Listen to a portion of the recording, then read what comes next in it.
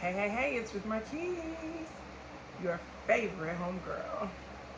Your favorite homegirl. So, the best investment I ever made, that was not financial, and after my Lord and Savior Jesus Christ, right? Um, is therapy. But wait, there's more. Let me tell you about today. So, this was the first day I could sleep in. I haven't slept in for months. I haven't rested after work for weeks. I haven't, I just been working nonstop. And so I actually went to sleep, and then I've been sleep deprived, and then I've been going through a lot of stuff. And today, my central air decides to stop working. What's that about? I don't know.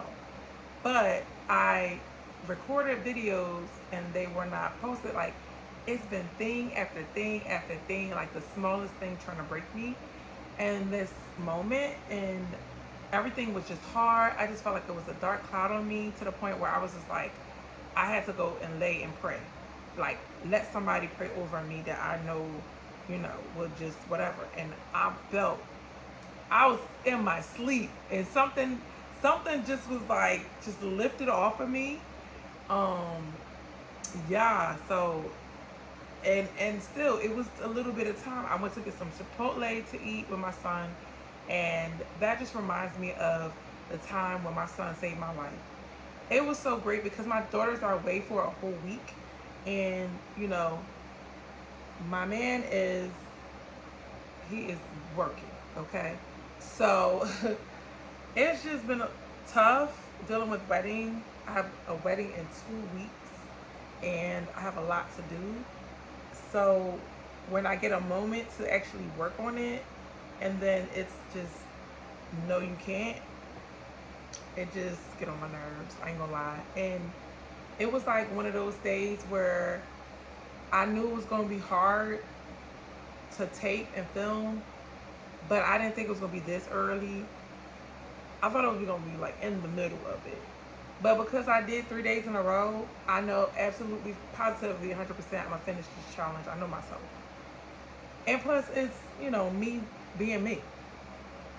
So I'm cool. Like, I know I'll finish this challenge and it will be definitely done. But I know it has to be done in a certain kind of way for it to work. So that's why I'm gonna record this one, day 3 over, and you'll see the original video for tomorrow. Um, and we'll figure it out. But had I not gone to therapy in these moments, it would feel like the biggest mountain. And it really wasn't nothing. Like, it really wasn't that big of a deal. But I went out, things not the way I want to. I look tired. I don't care. I smile. You don't see no more. Like, come on, baby. Like, what's up? I'm good. And, my man's on his way right now. So, what are we talking about? I just had to look at the things that I love in my life and just was like, but I got that done. Might not have central air today, but other things are working. Okay.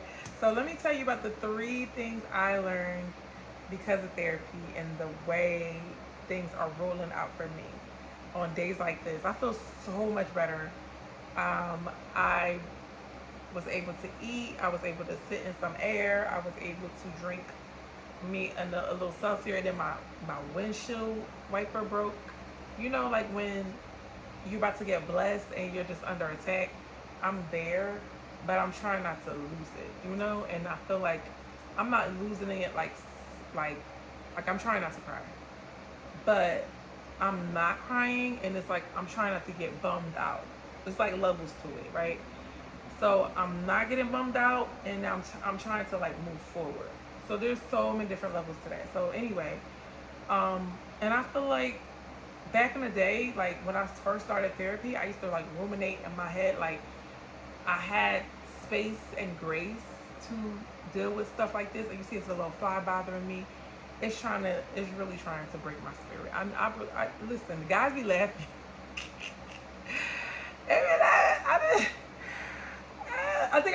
find my keys, and they was like, "Are you crying?" I was like, "You just don't know. It's not the keys. It's everything."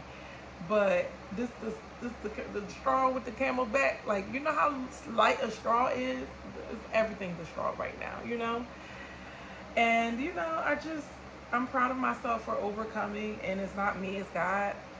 But I also am open and willing. And I could have took it out on Mike, but I decided to just be grateful that I could, like, even though I'm waiting for him to come home, just being grateful that he has me to come home to, and I have him to wait on. If that makes sense. Like, I know we're supposed to be, you know, I'm a woman and I'm the pride. But baby, at least I got you to wait on. You know what I mean? And he was working, so you can't always depend on your partner to lift you up out of the doldrums, out of the depths of the darkest of. You can't always do that. You can't. Sometimes you don't feel like praying, like you don't have it in you to pray. And I prayed, like I definitely prayed today, but I was like, I prayed, and I said I felt like I didn't connect, and I was like, well, let me open my Bible, right? And speaking of Bible, let me give you a word. This is the verse that he gave me anyway. And I was repeating this verse yesterday. It was something like this. It wasn't exactly this, but it was something like this. He said, for Isaiah 41 verse 10 says, "Fear not, for I am with you." The one I had was, "Be strong and courageous. Um, be not dismayed, for I am your God. I will strengthen you. I will help you. I will uphold you with my righteous right hand. Behold, all who are incensed against you shall be put to shame and confounded. Those who strive against you shall be as nothing and shall perish. You shall seek those who contend with you, but you shall not find them. Those who war against you shall be nothing at all. For I, the Lord your God, hold your right hand. It is I who say, fear not. I am the one who helps you." You ain't had to do that to them there. You ain't had to do that. Okay? So, I feel like God uses therapy to say things and fill in the blanks, fill in the missing parts. I mean, his word is his word, right? But it's just, it's so much confirmation in it. I think it's more so confirmation for me and my therapist. So this past week, I was watching Polygamist, and I was low key, I was totally triggered, but not in a I'm stuck in the middle of it type of way, but like, I mean, kind of a little bit, but like, it was like, I know that feeling of being mistreated, right? And Joyce is she's the main character, and Jonas is the guy that's cheating on her, getting all these wives and all this other stuff. Oh, I don't want to mess it up for you, but the title messes it up for you, okay? And so it just took me back, and it just put me in that place of, what little tiny holes do I still have in my heart? And I had to talk to Mike about certain things, and I came to certain realizations talking about it, because I wasn't going to say nothing. I was just going to take it to therapy, take it to God, whatever. But I did talk to him, and I realized, you know what? I never got an apology, and it wasn't so much that I needed an apology. It's just the fact that the conversation didn't even happen until recently, because I kept seeing the person, and then it popped up, and then I realized they'll never give me one. And then God just said something. He said, "Mike is my apology."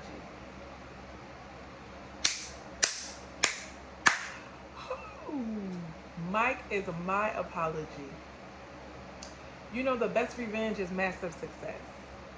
That man, I remember dating somebody briefly, and in his presence, he would like attend if I had a little piece of hair, if I needed something, anticipate my move and all that. But the motherfucker, when I wasn't there, he would be a total dog, right? And he was older, so I thought he had more sense. And then I realized some of them never get sense. They just want to be that person. And so it was hard to walk away, because I was like, well, no, guys, been attentive to me like that, but Mike is even more attentive. I so love it. Oh, it could be in a group, it could be anywhere. We could be talking to strangers. He's still so in tune with me. If I need a drink, if I move, he's like, "What's going on?" I'm done. I'm done. Because that's how I am with him. I'm anticipating his needs. I'm doing it more so than I've ever done it, right? Not just in the mood, like it's becoming second nature. Even though he was getting me food today, right? And I was like, "Do you want something?" What? What man have I ever asked you for something? I don't care what you want. You getting me food. I was like, "No, baby, I'm gonna get you some food too," you know? And he said he wanted something. So it's just, it's second nature to want to take care of him as much as he takes care of me, or because he takes care of me, I want to take more care of him. Okay, so therapy taught me the tools that I need. Speaking up for myself, setting boundaries. It was hard to even speak up to Mike about certain things, to the point where I had a hard time. We had a breakthrough moment, and I had to learn how to speak up for myself because, man, when I love somebody, I love them. I don't want to say you did anything wrong. I really like how much I care for you. I will not tell you you did this to me. I would just brush it under the rug until I feel like you're being ungrateful, and then I might blow up a little bit on you. So we had our moment where that happened, and I feel like therapy gave me the tools to set boundaries, to express myself, because I was expressing myself prior to me in my workspace now, but I'm really like, it's a thing, it's an ongoing thing to have to express myself. And so, but the original expressing myself was because of therapy. I know I could do it. um, like I said, I was the person that was quiet because I have a smart mouth. If I want to get back with you, I can go tit for tat. I remember back in the day when I was a kid, I would get the last word. That's how bad it was. You know how bad it is to try to always get the last word? That's real bad. Like, don't do that, y'all. You grown, don't do that. But imagine, I'm a realtor and I want to get the last word. And I'm getting smart with my clients. And no, I can't do that. We're not tit for tatting. Sometimes I get with people to just make sure that, hey, you didn't do what you said you was going to do. I might do that once in a while. I just did that. It's a little confrontation that I have to keep doing that in order to be honest and keep it, like, if it's bothering me, I'm gonna say something, right? Sometimes I don't, but at least I'm trying a lot of times now, right? Um, but yeah, just I've been through so much. So when I took a break from therapy, I was like going for 2 years. So me and him have been together for 3.5 years, and yeah, I think it took a year off of therapy. And I came back recently, and he was like, "You was this, you was that, you was." He was like, "You was a hot mess." I was like, "I wasn't." A little bit. My circumstances were absolutely horrendous, and every time my therapist, like back in the day, he was like, "How are you actually surviving this? How are you seeing so much positivity? How are you still dreaming in the midst of this circumstances? Like, you're living on another level, girl, right?" So that's how it was.